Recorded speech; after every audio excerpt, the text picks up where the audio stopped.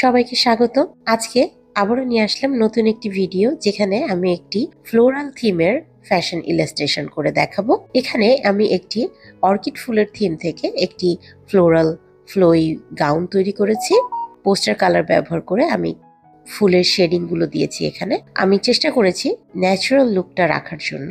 প্রথমে আমি হালকা কালার গুলো দিয়ে শেডিং করেছি এবং পরবর্তীতে ধীরে ধীরে আমি গাঢ় কালারের শেড গুলো করেছি এবং অ্যাট লাস্ট আমি কালো কালার দিয়ে আউটলাইন করেছি। এই ইলাস্ট্রেশনের মাধ্যমে আমি দেখাতে চেয়েছি কিভাবে একটি ফ্লোরাল থিম দিয়ে আমরা ড্রেস তৈরি করতে পারি। আশা করি সবার ভালো লাগবে।